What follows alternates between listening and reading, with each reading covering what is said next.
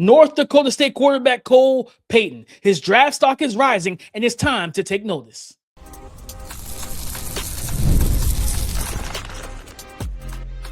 You are Locked On NFL Draft, your daily podcast covering the NFL Draft. Part of the Locked On Podcast Network, your team every day. Welcome back to the Locked On NFL Draft Podcast, your daily podcast covering your favorite draft prospects. Part of the Locked On Podcast Network, your team every day. I'm your boy, Damian Parson. I'm an NFL draft analyst with Bleacher Report. And as always, thank you for making Locked On NFL Draft your first listen of the day. And thank you for making the Locked On Podcast Network the number one sports podcast network in America. It's all because of you. Got a fun one, guys. And I'm going to be doing this every week as I go through reports and I'm watching the tape and everything else. This is my stock report.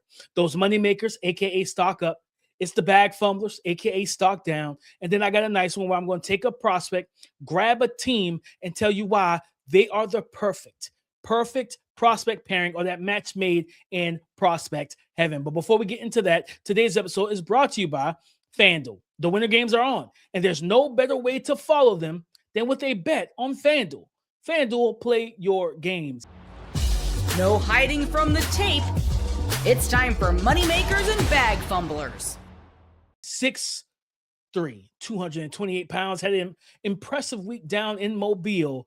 And that is North Dakota State quarterback Cole Payton. On the season, he completed 71% of his passes for 2,719 yards passing, 16 passing touchdowns to 4 interceptions. He also carried the ball 120 times for 894 yards rushing, averaging 7.5 yards per attempt, 13 rushing touchdowns, 4 fumbles per PFF. I want to go to another PFF stat for you guys. And again, this is, I'm putting, me, I'm going to tie the analytics to what I saw on film. This right here, they're graded throws. And I know a lot of people like to quote these things. BTT, big time throw. He had 26 big time throws. TWPs, those are turnover worthy plays. He only had 6 turnover worthy plays on the season. Cole Payton, for context of those numbers, he had a big time throw percentage of 11.3%. His turnover worthy play percentage, 2. This young man protected the football. He was impressive in Mobile. I watched, and then, listen, his stock is up for me. Watching the stuff from Mobile, the tape, the All-22, watching that, seeing how everything played out, he performed well. And to me, he shined as a guy that most people weren't completely familiar with in that setting. Amongst a lot, he outperformed a couple guys that came from bigger programs, especially a Taylor Green. He was way more impressive than a Taylor Green down in Mobile, right? I honestly like more of what I saw from him than what I saw from Diego Pavia. He played in the SEC, both him and Taylor Green. Pavia wasn't bad, but they both played in the SEC, and I liked more of what I saw from Cole Payton. So the big 6'3", 228-pound, dual-threat athletic quarterback, the lefty, his stock is up for me, guys. And I went from that, and I transitioned immediately this past week into watching his tape. Right? These past couple of days, going through the games, watching his film.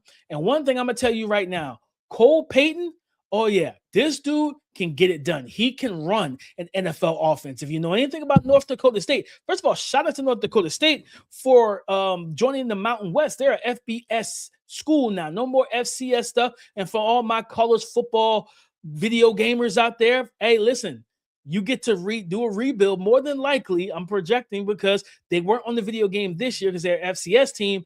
This coming off of being the FCS team. Now FBS, I expect EA to have them in the game. You're in the game now, North Dakota State. So shout out to them. I would love to rebuild them with Cole Payton and all that type of stuff. But yeah, North Dakota State, you know that they run a pro style offense. You're going to get under center stuff. You're going to get run action, boot action. You being able to, hit that flat route. Hit, levels concepts, some dagger concept. You're going to get professional pro style concepts, and he runs those. But he also is a big, powerful quarterback that can shrug off guys in the pocket, plus level athlete, can create off script.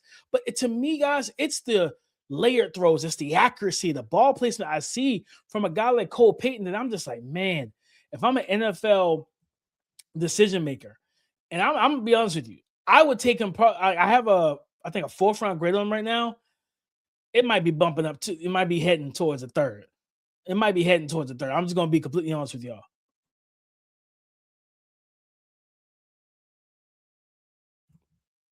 And that's just where how I feel about Cole Payton, because I like the accuracy, he throws on the run, but there's then the IQ of setting things up pre-snap, right? Reading, going from pre-snap to post-snap recognition. This is an intelligent quarterback. This is an accurate quarterback, but this is an athletic quarterback. His stock is up for me, guys. I'm telling you that right now. Another guy whose stock is up for me is I finally got to get eyes on him, and that's Monroe Freeling, the offensive tackle from Georgia. And guys, let me tell you something. If you haven't watched the big 6'7", 315-pound tackle, you're missing out, because Freeling can play. This is a guy that he's nimble on his feet. He's a good athlete, moves well laterally. Looking at PFF, he only was accounted for 3 sacks this year. Only allowed 6 hurries total and 9 pressures total. He ended up having a pass blocking grade of 85.7, right? So, I think he does a good job. I think he's going to be more, again, going back to the college football 26, my dynasty fans on the video game, when you're recruiting those offensive tackles, you get the pure pass protectors. And those are guys who are, their grades and their stats and, and their skills for the pass protection stuff is going to be high, but their run block is going to be a little bit lower. I think that's what he's going to project as. And I think he's only been a true 1-year starter. This is his first full year, I think, as a full-time starter, if I'm not mistaken. I think he kind of worked in and played both sides last year. Yeah, he played left tackle and right tackle, but this is his first full year as a true, just bona fide starter from start to finish.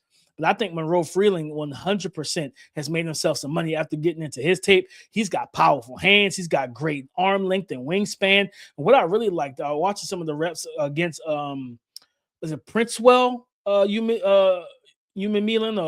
Ellen, Princely's younger brother, I think it is, who transferred from Nebraska to Ole Miss. And I think now he's at LSU following Lane Kiffin. God bless with that situation. But watching Freeland, like, there was some reps where you see Princewell trying to attack him and work inside and this is the thing, watching him, I see a kind of a middle of the body hand carriage. It's kind of wide, but his punch timing is good though. Like his ability to get his hands and shoot his hands off, like he shoots, locks in. If he's not comfortable, he will reset his hands, and then you see the power he plays with.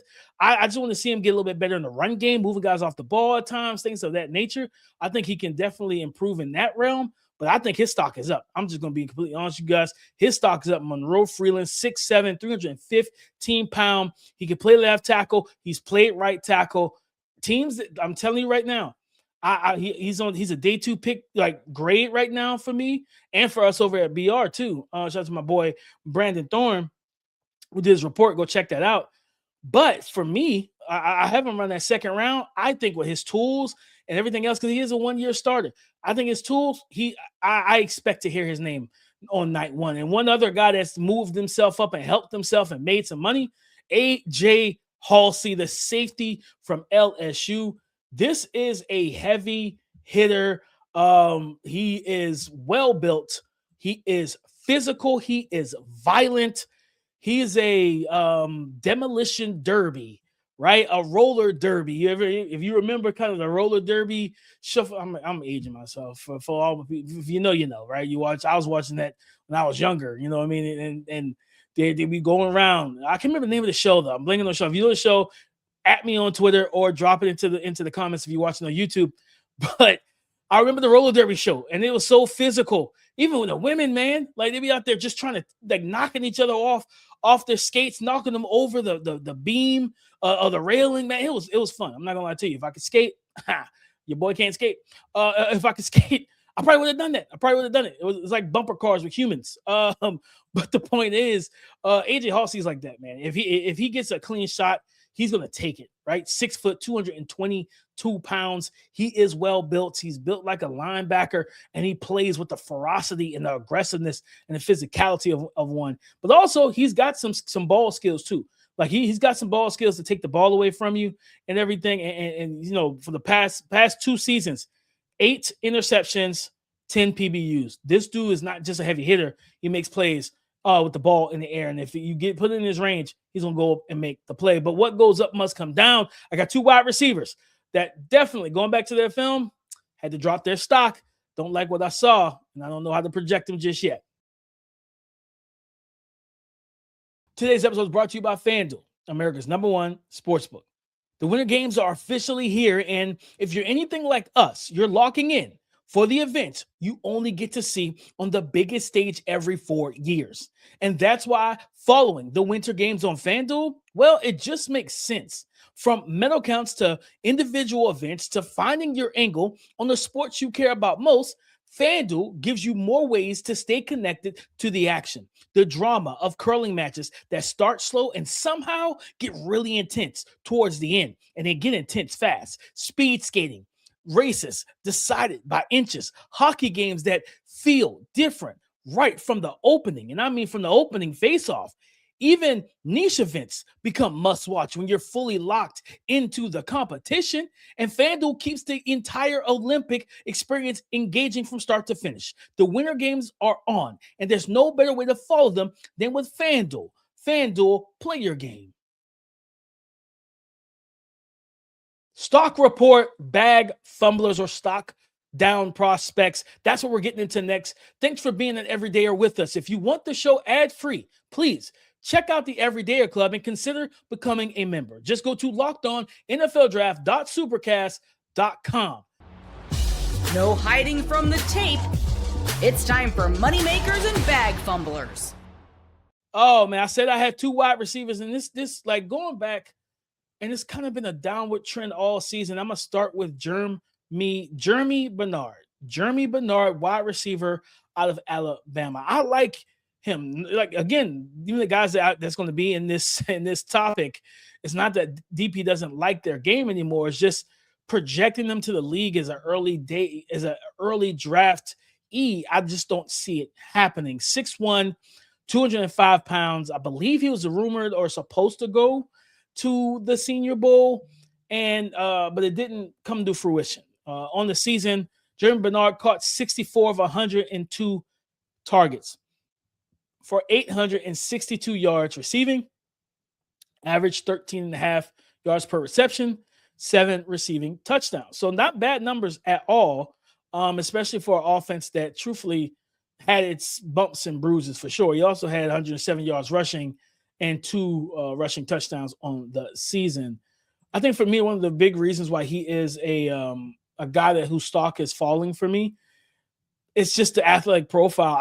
It would have been nice to see him in the one-on-one environment against guys who match up with him size and frame-wise, or even taller. You think about was it not to Cario Davis, but the other Washington corner that was in Mobile? You got 6'2", some 6'3" corners out there. You got some guys that could press you, right? And really make your life difficult at the line of scrimmage. Then you got the guys who might be a little bit shorter, like a Malik Muhammad, who's like 5'11", but then he'll get physical with you because if he doesn't fear your speed, he doesn't have to worry about you stacking him and he can't get back in phase, right? It's a little different when you're playing against an explosive, just dynamic receiving option, because those are the type of guys, if you miss, they stack you and you can't get back in phase. So I think it's Germie Bernard is going to be a guy who's going to be very scheme specific, in my opinion.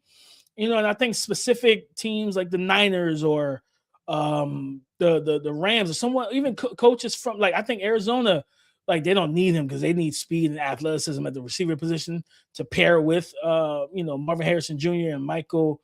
I think it was Michael Wilson and everything, and Trey McBride. They need some juice in that receiver room, right? But I think just that LaFleur, McVay, Shanahan, Kubiak, coming from that offense where that system, if they use the receivers a similar way as McVay and Shanahan, he needs to be in that type of situation. In my honest opinion, I think he's a good player, talented enough player, a good wide receiver 3.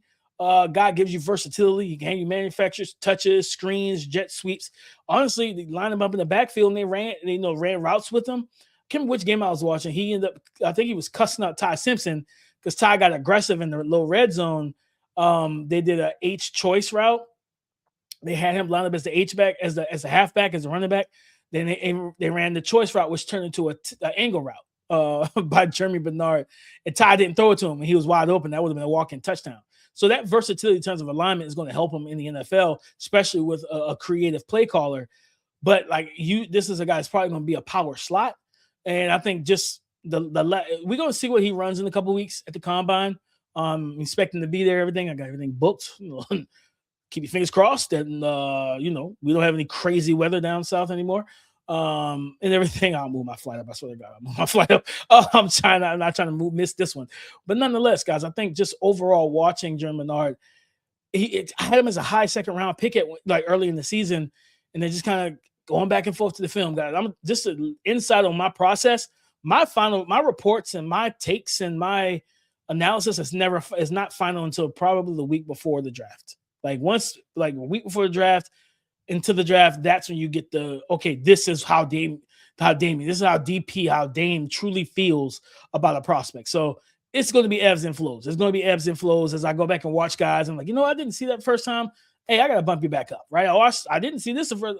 Yeah, I don't like that. I got to bump you down. I go through at least 3 or 4 watches to make sure I feel the way I truly want to feel before I finalize everything. So Germie Bernard has a chance to move back up. How high? I don't think high because, again, I just don't see the vertical athleticism, the verticality to his game, that speed and that explosiveness and dynamicism. I don't see that. I see a powerful runner. I see a good route runner. I see a guy that can do Juju Smith-Schuster. Just throwing out that comp. Even though that's not for that, but just so you understand where I'm seeing it, could potentially be a good wide receiver 2 if paired with an elite number 1, but more than likely to me, more of a wide receiver 3 power slot. But we'll break down his whole profile later on this draft season. And the other receiver that I talked about, guys, Jacoby Lane out of USC, a guy I was so high on. If you were every dayer, me and Keith came on here after they lost 3 or 4 wide receivers, and we're like, man, this dude is going to be an absolute beast. He's going to get the targets. He's going to get all that stuff, right? And yeah, no, none of that happened. That did not happen. I went to Mekhi Lemon for good reason, right? But even when you go to the Senior Bowl, I talked about Malik Muhammad not too long ago, just a couple minutes ago. And what did Malik Muhammad do? First rep in 101s, he double hand jammed him, 2-hand jammed. He was aggressive because he didn't fear the speed of Jacoby Lane. Right? I'm talking to people like, man, they say he looked like a tight end to them out there. And I'm like, goodness, I won't go that far. But he just wasn't impressive to me, in terms of athleticism. And he doesn't play with urgency. His routes and snap off the ball, there's no urgency to his process. And I had the same concerns with Teteroy McMillan last year. But Tet showed up all last year. You know what I mean? The only thing that held Tet back was the fact he had a 5'7" quarterback. And crazy enough, he goes to the league and gets another 5'9" quarterback. I'm just kidding. You're right, young fans. I'm just kidding. But the point is, Tet, for T-Mac, he didn't come off the ball in that vertical, that drive phase of route running, that vertical stretch of the stem work. I wanted to see more violence in that, more intentionality to that, right? I don't see any of that with Jacoby Lane. I'm sorry. Jacoby Lane doesn't bring any of that. The ball skills are there. Contested wins are there, but you can't live as a contested catch wide receiver and then be rail thin at 6'3", 6'4". He looks like he's 188, 185. He's lean. He's got long limbs, can jump, can attack the ball. But I need to see more urgency. I'm afraid he's going to be like a low 4-5, like a mid to low 4.5s guy. And if he hits 4.58, 4.6, I think his stock drops to probably day 3. To be completely honest, you weren't super productive, and the film doesn't show consistency in winning with route running. It's flashes, but why weren't you consistent doing it? Right, just getting open quickly. We don't have time. The NFL is about quick game, speed, getting the ball out. Right, not allowing the rush to get there and different things like that. Quarterbacks are not trying to hold the ball, and if you can't get open quickly, you're going to force our quarterback to hold the ball. So, yeah, guys, Jacoby Lane, like I said, still like him. think there's upside to him, but he's another one. The combine in a couple weeks, him and Germie Bernard have to show and prove what they're capable of in terms of, hey, what are you going to test? What are you going to jump in the broad jump? What's your L drill going to look like? What's your short shuttle going to look like? What's that 40-yard dash, that 10-yard split? Show us these things, right? That's what we want to know, that vertical, right? Show the verticality to your game. Like Jacoby Lane has to jump 30 to 40, in my opinion, to save and just help his stock out if he's going to run, if he runs anything close to what I think he might run. But hopefully this is just kind of like he's lollygagging, not in a negative way, but if he goes in there and busts a 4.45, it's going to raise questions of why didn't you do this on tape, right? So nonetheless, guys, those are two wide receivers that have dropped their stock. But coming up next, I have a Indiana Hoosier who fits the bill to replace some talent in San Fran at the wide receiver position. Coming up next. If you've ever hired someone who looked good on paper but wasn't the right fit, you know how important that is. When you want candidates who truly match what you're looking for, trust Indeed sponsored jobs. Hiring Indeed is all you need. Stop struggling to get your job post seen on other sites. Indeed sponsored jobs put your post at the top of the page and help you reach the right candidates faster. According to Indeed data, sponsored jobs posted directly on Indeed are 90% more likely to report a hire than non-sponsored jobs. So spend more time interviewing candidates who check all of your boxes with less stress, less time, and more results using Indeed sponsored jobs. Listeners of this show get a $75 sponsored job credit to help give your job the premium placement it deserves at Indeed.com/LockedOnNFL. Just go to Indeed.com/LockedOnNFL right now and support the show by saying you heard about Indeed on this podcast. Terms and conditions apply. Hiring, do it the right way with Indeed. Thank you for making Locked On NFL Draft your first listen today and every day. Shout for being our everydayers. Perfect prospect pairing. That's what we're getting into right now, guys. And we're going to talk about the fact that Omar Cooper Jr., the wide receiver, national champion with the Indiana Hoosiers, right? One of, what's our guy name? Fernando Mendoza's favorite targets in 2025. Omar Cooper Jr., 6 foot, 205 pounds per PFF. He caught 69 of his 91 targets, 75.8 reception percentage, and being able to catch and turn those targets into catches.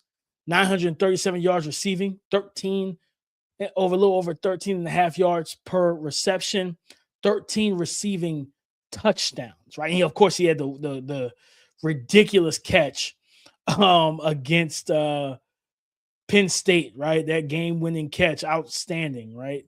This is a dense built wide receiver, and I think he's going to be a perfect fit for the San Francisco 49ers. And stick with me here and understand where I'm coming from. Kyle Shanahan likes his do-it-all, versatile, Swiss Army knife type of receivers.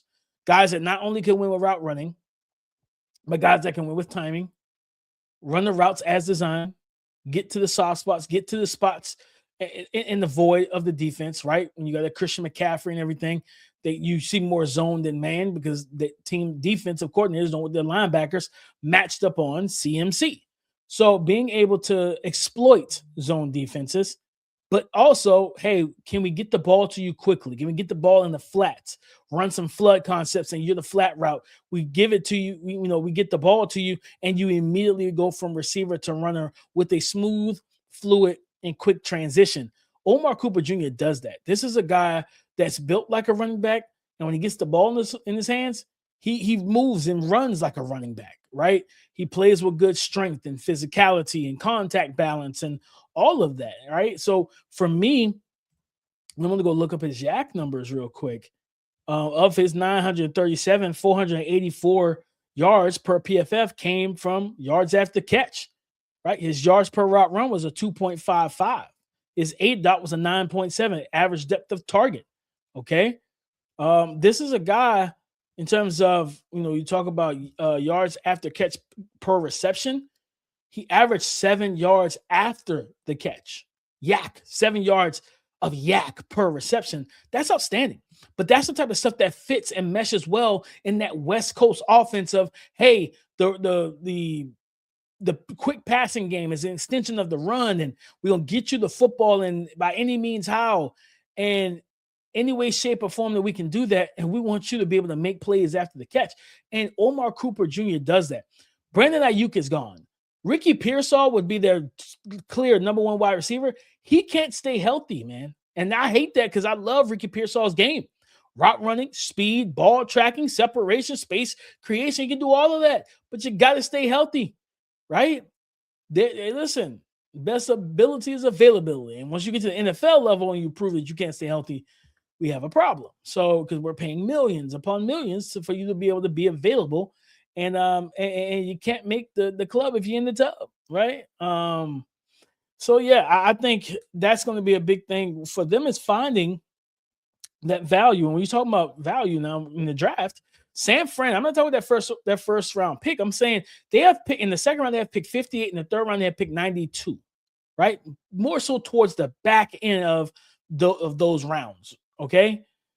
I think 58. I don't think he's going to be there at 92. I expect him to run fast and be dynamic and be explosive at the scouting combine. So I don't think Omar Cooper Jr. is going to be there at 92. I think he'll be there. What did I say? Per Tankathon, I think it's at pick 58. I think he can be there. That's the Niners' second round pick. For Brock Purdy, to me, it's simple. Because that first round pick I would use I would use that first round pick to get some offensive line help, right? Whether that's a Monroe Freeling, just saying, talked about them earlier. Maybe that's him who becomes the heir apparent. You draft and stash and let him learn from Trent Williams for like a year. And then you can, hey, if you want to cut bait, if it's some cap, ability to get off his number, or if he, wants to retire, but if he wants to keep playing and the number's too high, whatever. And if you want to move off of him, you have that flexibility, because then you have Monroe Freeling as the backup stepping in, and whether it's year 2 or year 3, that's left, when it comes down to his contract for Trent Williams. So they can go offensive line and offensive tackle back around 1. But I think second round, you go for that receiver, man. You go for a guy that can play the slot. He gives you some Z usage as well. Not going to be a isolated X receiver. No, right? He's 6'1", 205. That's not really going to be his game. But could you motion him in the backfield, get some Debo Samuel, like handoffs, maybe get some Randall Cobb, Texas and angle routes from a wide receiver, the same stuff we see JSN do and Malik Neighbors do. We see a lot of these talented wide receivers line up in the backfield, and I think he can do the exact same thing.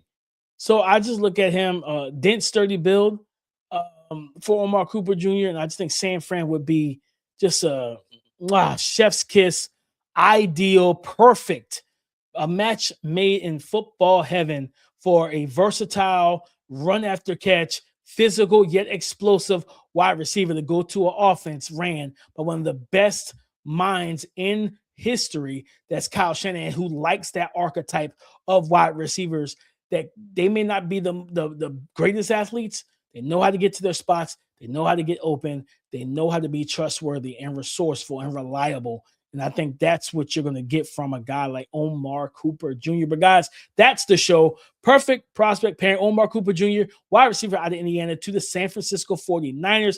They need receiver help. He needs to be with a good play caller that's really going to maximize his usage and his skill set. Then, guys, we talk about the bag fumblers. Germie Bernard from Alabama, wide receiver, and wide receiver Jacoby Lane from USC. And those money makers, Cole Payton, quarterback out of North Dakota State, who is heading to the Mountain West and to become an FBS school. AJ Haulcy, the hard-hitting safety out of LSU, and Monroe Freeling, the left tackle, right tackle, the offensive tackle from the University of Georgia. Go subscribe and follow for free on YouTube, wherever you listen to podcasts, to get the latest episode as soon as it is available. Thank you for making Locked On NFL Draft your first listen today and everyday shot, for being our everydayers. On tomorrow's show, guys, I'm going to get into some rankings. I'm going to drop my top 10 running backs of the 2026 NFL Draft heading into the Combine. That's coming up on tomorrow's show. So come and join the conversation again tomorrow on the Locked On Podcast Network, your team every day.